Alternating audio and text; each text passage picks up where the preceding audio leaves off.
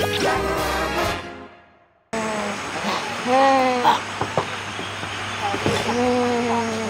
quá em. Ngon quá. Dạ. Gia đình nhà Tiger kính chào quý vị khán giả. Ở đây là cả nhà mình đang ngồi ăn sáng trong cái khuôn viên của Rock Rách Glamping. Chiều hôm qua tới đây rồi vui quá, rồi xong chơi game này nọ này kia, cả nhà rất là nhiều cái game rất là vui. Sáng nay tranh thủ ăn sáng rồi, buổi sáng ngồi đây nó dễ chịu vô cùng. Tiger cũng tham gia luôn đây. Sáng nay Tiger dậy sớm lắm nè, Tiger mới có 5 giờ rưỡi là dậy rồi. Sáng ba quay ba giờ mà em hả, em tự nhiên ra ba đang nằm ở quay thấy ảnh mở mắt, xong nhìn nó đang nằm nhìn ba say đắm. Còn lúc đó mẹ vẫn còn ngủ. Gì con? Dòm. Buổi sáng ở đây thì có mấy món, có bún bò, có mì Quảng, nhưng mà mình phải đặt trước, và khi mình đặt trước rồi thì thông thường thì ở đây người ta sẽ chọn một cái món để làm ha. Mình hôm nay mình đặt trước mì Quảng cho cả đoàn luôn. Đó, cái tô mì Quảng đây nhìn cũng hấp dẫn lắm. Rồi. Bỏ tay ra. Ăn bún, ăn mì Quảng đi. Ô. Nói chuyện hả? Nói chuyện đó. Vô.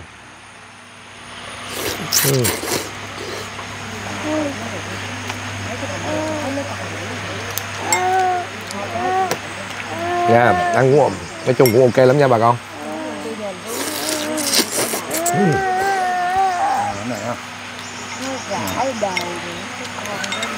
Ủa mẹ đâu? Mẹ chưa qua mà.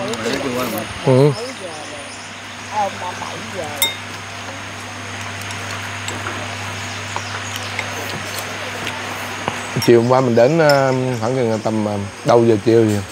Thì cả đoàn mình đến Rock Rách Glamping. Cái ấn tượng đầu tiên của mình là mình cảm giác là nơi đây phải nói là giống như một cái thảm xanh vậy. Cho tự nhiên cái không khí nó khác hẳn luôn. Đang đi ngoài nóng hực mà. Và thời tiết của Đà Nẵng và phải nói nóng kinh khủng. Cả đoàn rồi vô đây tự nhiên nó mát rượi, giống như là mình bước qua một thế giới khác luôn á. Rừng núi mà yên bình, không khí rồi đã lắm. Rồi buổi chiều thì cả gia đình chơi game, rồi có mấy cái thử thách ban tổ chức đặt ra vui. Rồi đặc biệt buổi tối rất là chill. Buổi tối đây chill lắm. Những cái gia đình trẻ mấy bạn nhỏ thì lên tô tượng, còn mình với gia đình mình thì ở đây thì mình ăn barbecue, còn có ăn barbecue nướng nữa, thịt nướng mà để ở dưới đó, dưới cái thảm xanh ở dưới nó đã lắm. Còn ngồi có một đống củi nó đốt lửa lên, trời ơi, đó là chưa kể nha. Ăn barbecue rồi xong rồi buổi tối về về phòng có một số bạn hôm nay mình còn mua thêm rượu cần nữa, về để cái bình rượu cần ở nhà, trời ơi chiêu làm thêm một cái bình rượu cần nữa, nó đã gì đâu á. Ngủ xong rồi vô ngủ một giấc thẳng tới sáng luôn, sướng.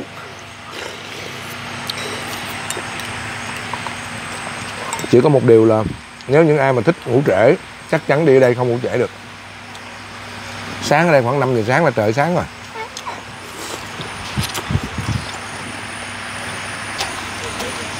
Mọi thứ mà cảm giác rất là thanh bình, rất là refresh. Ở đây mình thấy có rất nhiều bạn trẻ, các bạn trẻ cũng đi đây nhiều lắm. Giống như là nó cho mình một cái cảm giác là refresh nè, healing rất là đã.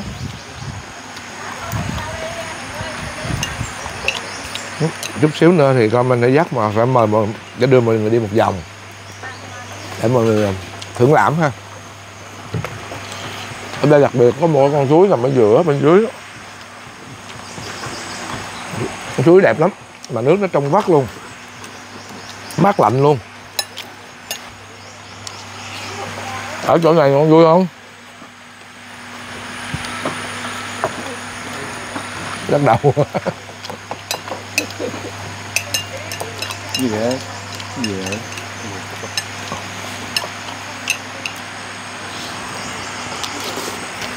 Rồi thôi bây giờ mình Đó. tạm dừng đây nha, dắt bà con đi một vòng ha, mình quay lại uống ly cà phê. Để video dài quá bà con coi hơi quải.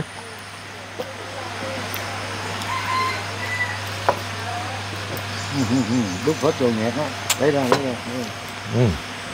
Đó, cái kia là trên quầy. Đó có các bạn đang ăn sáng không? Có nhiều người vô đây chụp ảnh nè, chụp ảnh cưới nè, chụp ảnh. Đó, trên đó có mấy cái đó là mấy cái tổ tượng đó. Ngậm dưới bánh mì. Để bà ẩm kìa. Ba. Để bà ẩm. Bà đi vào, bà đi đây nắng lắm. Để bà đi quay. Đấy. Đi theo. Buổi sáng có thể ngồi trên đó, ngồi ở dưới đây cũng được. Ở đây cũng có một cái bàn đang ngồi.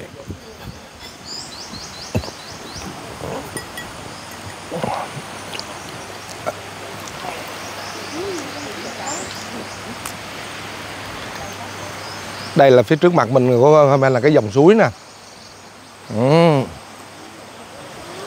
Đây tối có cái xe này là ngồi ra đây ngồi uống mấy ly rượu cocktail, mocktail rồi uống rượu vang rồi cũng đã lắm. Thật ra cái chỗ này nó không quá lớn nhưng mà cho mình một cái cảm giác nó rất là dễ chịu, rất là thoải mái, rất là sảng khoái. Ở đây là cái dòng suối nè. Là dòng suối mà các anh chỉ nó chạy bao quanh cái khu vực này luôn. Đó, trên cái đầu nguồn trên kia, hôm qua là mình lên nó tắm rất là đẹp luôn. Nước rất sạch.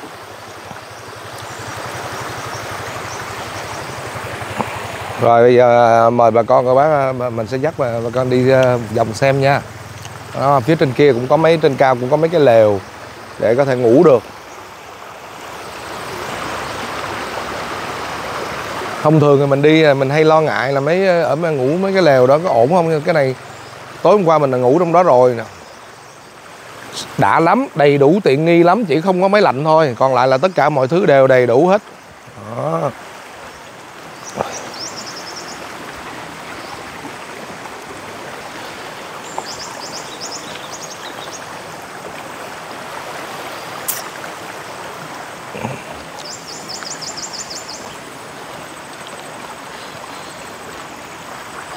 Nước ở đây rất là trong, rất là sạch. Và thậm chí là có rất nhiều cá nữa. Đó, phía trước mặt chúng ta quý vị các bạn có thể thấy là đó một cặp đôi đang chụp ảnh ha. Ngồi ở đó phía chụp ra cái khung cảnh phía sau đẹp lắm luôn. Rồi chút xíu nữa là mình kết thúc là mình sẽ phải làm đó một tấm hình check in. Đó, ngồi ở đây mà bỏ xong mấy cái lon bia rồi xuống dưới đây ướp lạnh rồi ngồi cũng đã lắm nha bà con. Đó, ngồi xuống đây đã vậy ví dụ đã chưa. Wow.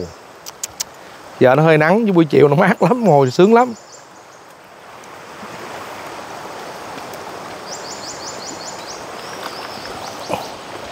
Nước này trong vắt luôn á.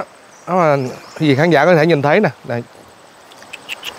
Nước trong mà nó mát lạnh luôn, đã lắm. Ở đây thì tắm thì các người lớn thì có thể lên trên đầu nguồn tắm, tại vì trên đó nó sâu. Còn không thì ở dưới cho các bạn có nhà có mấy bé nhỏ nhỏ thì tắm ở đây nó cạn nó vừa đủ rồi. Phía trên kia thì đang có mấy cái lều đó, lều của gia đình mình á, đáng lẽ mình vô đó nhưng mà đồ đạc hơi bừa bộn cho nên thôi mình dắt mình đưa cho quý vị khán giả đi qua phía bên nhánh bên này để xem một cái phòng tiêu chuẩn của Rock Rách Glamping.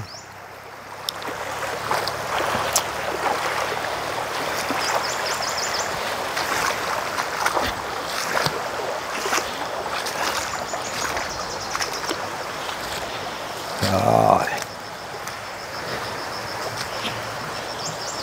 Hôm qua là cả nhà hai gia đình mình chia thành hai đội là Dân Anh, Thùy Anh. Dân Anh với ba mẹ với lại Thùy Anh chia làm hai đội để thi bắt cá ở dưới dòng suối này luôn.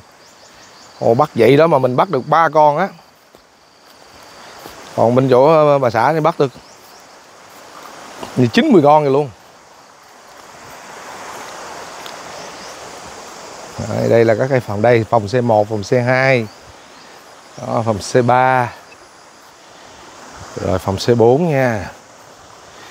Đây C4, như cái phòng này theo như là ban quản lý nói là cái phòng này nó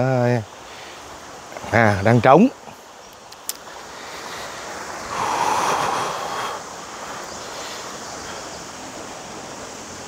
Đây là một cái phòng tiêu chuẩn của Rock Red Glamping nó vậy đó.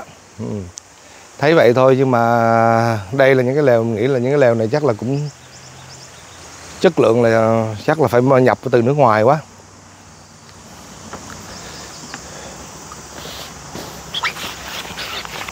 Bên trong có đầy đủ ha. Bên trong có 2 giường là đủ cho 4 người ngủ. Rồi có đầy đủ hết nha. Hôm qua nhà mình không có để ý, chứ là lúc vô nhà mình không để ý, ở đây có đầy đủ nè. Đó, tổ chức rồi, bàn chải, kem đánh răng, rồi có lượt chải đầu nè. Đợi khăn tắm đầy đủ. Và thậm chí ở đây là có luôn cả nước với mì gói luôn. Đó. Rồi có cái bếp đun ở dưới luôn. Đó, các bạn thấy không? Đấy rất đầy đủ tiện nghi. Đun nước. Đấy. Đó. Nấu nước ấm. Tối bà xã mình cũng lấy cái này để nấu nước để pha sữa cho Tiger. Rồi ở đây thì có cái quạt nè, quạt tối nó quạt cho ngủ cho nó mát. Chứ ở đây thì họ lợi dụng cái họ tận dụng cái khí trời, khai thác cái khí trời, cái thiên nhiên, nên là không có, với lại không có thể nào đặt máy lạnh được. Đó, tất cả mọi thứ đều sắp xếp rất là tự nhiên. Các cái lều như vậy cắm rất là dã chiến luôn, cho nên nó không có ảnh hưởng tới cảnh quan, mình nhìn rất là dễ chịu. Ngoài ra còn có những cái góc mà mình nghĩ là rất là thú vị á. Đó, những cái góc ví dụ như cái ghế này mà ngồi buổi chiều, giờ nắng, buổi sáng thì nó hơi nắng, buổi chiều thì mặt trời nằm phía bên kia. Rồi ngồi đây thích lắm nha bà con. Đó, ngồi những cái ghế này chill vô cùng, yên tĩnh, cho mình một cái cảm giác vô cùng thư thái. Ê. Dạ.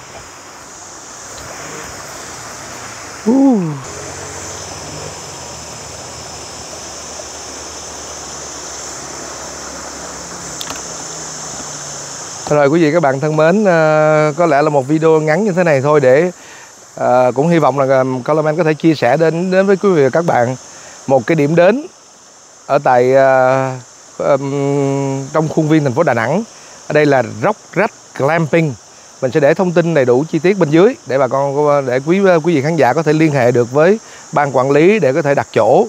Và nơi đây vì là cái điều kiện không có quá nhiều phòng, cho nên là nếu bà con bác mình mà muốn đến đây để thưởng lãm này, để trải nghiệm á, thì mình nên gọi số điện thoại đặt trước nha. Cũng rất là tình cờ, rất là ngẫu nhiên, nhưng mà Colorman cùng với gia đình trong cái chuyến hành trình nhà mình phiêu lưu ký, trong cái show nhà mình phiêu lưu ký thì cả nhà mình có mặt, được ban tổ chức, được ban biên tập giới thiệu ra cái chỗ này.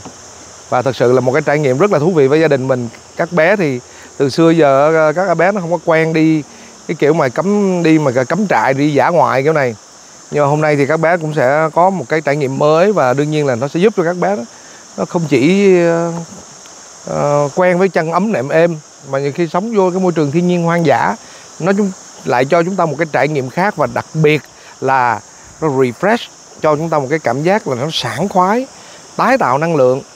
Và nói chung là người ta hay dùng cái từ là healing hoặc là refreshing đó. Thì ở đây mình thấy Rock Red Glamping có thể, mặc dù ở đây một đêm thôi, nhưng mà cho mình một cái cảm giác dễ chịu như vậy.